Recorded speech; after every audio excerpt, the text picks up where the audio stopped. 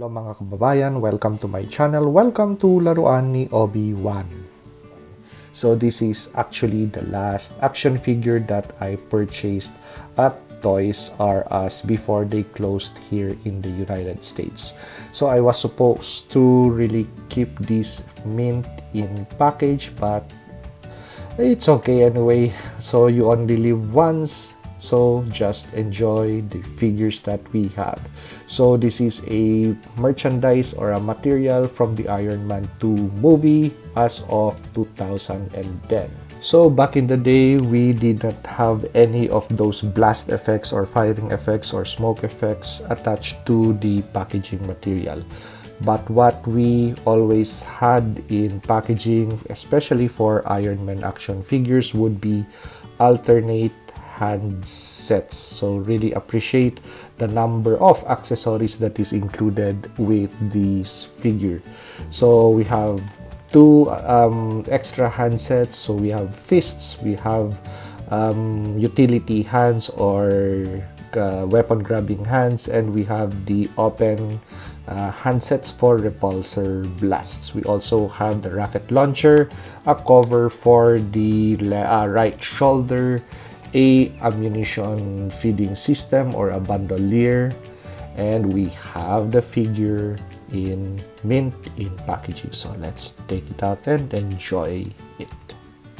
Okay, so let's discuss articulation on this action figure. So when this was released, this was really a breath of fresh air because I'm going to show the older Iron Man action figures, especially the one from the Iron Man 1 movie action figure line. So we're going to compare it later with that. But when this came out, especially the Iron Man, they were really nicely articulated figures. So let's start with the head. So the head is on a ball. So we have ample articulation on the head, even if we have really broad armored structures on the torso, on the body over here. So we still have articulation, a little bit of moving up, a little bit of head tilts down. And as for the weapon system that you could see as attached on the back, so let's get to that since it's somewhere here around the neck head area. So this is on a ball also for rotation, so the gun could rotate. We also have a hinge, and this could slide from left to right or like right to left. So it has that feature, and you have a slot over there for attachment of the bandolier, which I would be showing also later.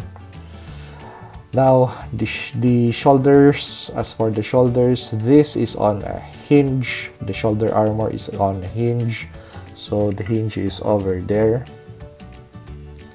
So when you rotate this arm, you have to lift that hinge and do arm articulation. So there is the ball of the arm.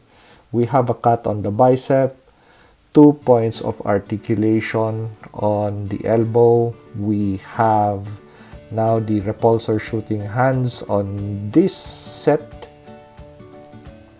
But each individual handset has a hinge system to it also.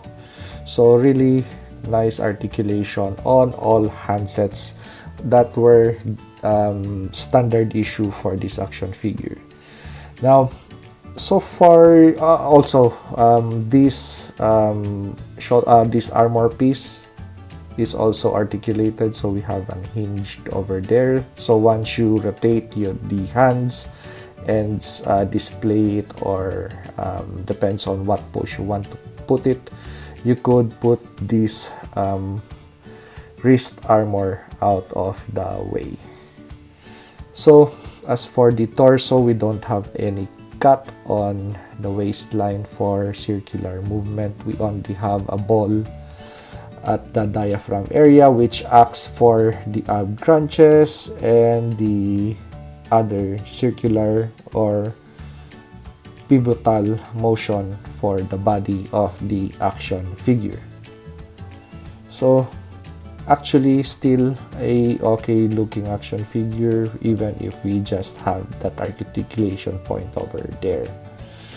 So as for the leg, so the leg area is where it might suffer articulation, because these points over here sometimes, for of course this action figure specifically, yeah, you see that we only have for the thigh, we could rotate, but this side of the leg just can't articulate, so it's kind of stuck because possibly of it has been stored for a very long time. So better take it out of packaging and play with it. So as for the other leg, the right leg, you see the articulation. We have rotation on the bicep, 2 points of articulation for the knee, and that is how the knee breaks. So actually cool break.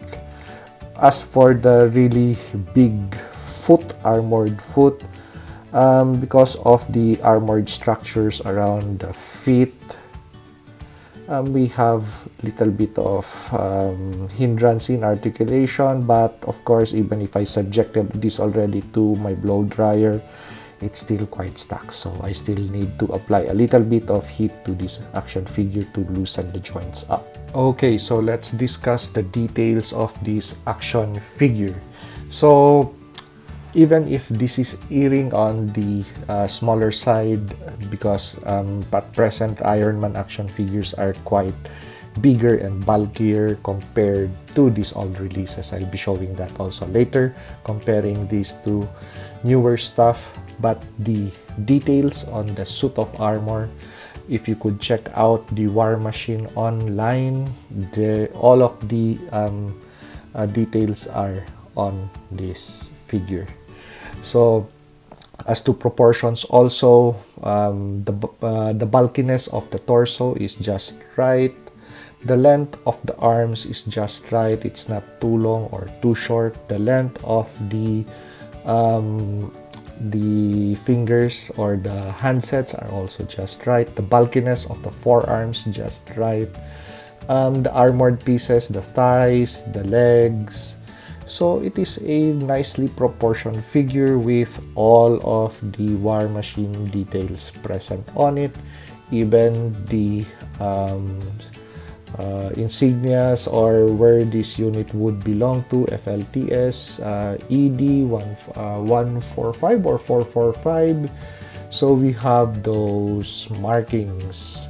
So on the back also has been well thought of, so it is quite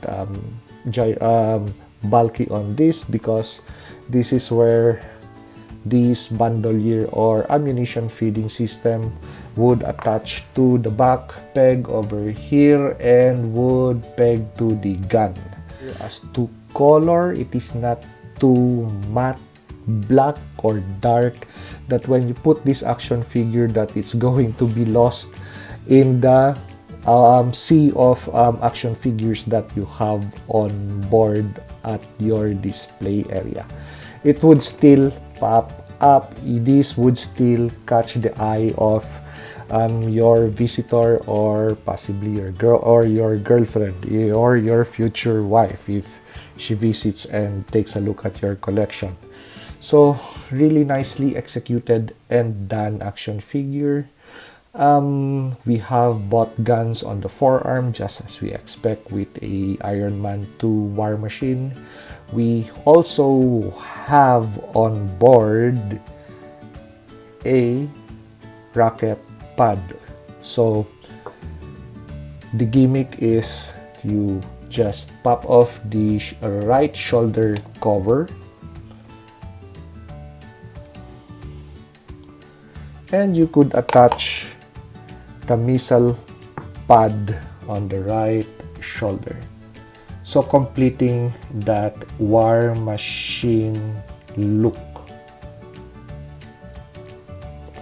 So there you go. Okay, so we have that complete War Machine look, and this is the War Machine that I really like. There are other iterations of this by other companies. They already upsized this and gave it better articulation and of course better paint job, and with all of those upgrades it comes with a price.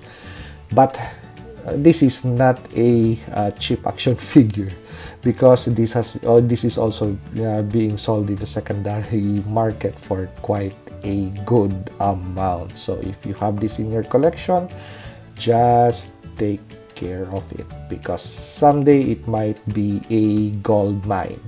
So let's compare this action figure with the Iron Man 1 movie action figures. So let's compare the Iron Man 2 War Machine with the Iron Man action figures from the first Iron Man movie. So Iron Man War Machine, we have Iron Man Mark II and Iron Man Mark I. So we reviewed this Iron Man just yesterday. So with this other traditional looking yellow and red Iron Man. So I'm just glad to have this back on board in my collection. And we just unbox or open this Iron Man 2 figure. So with regards to cool effect, is he still a cool action figure?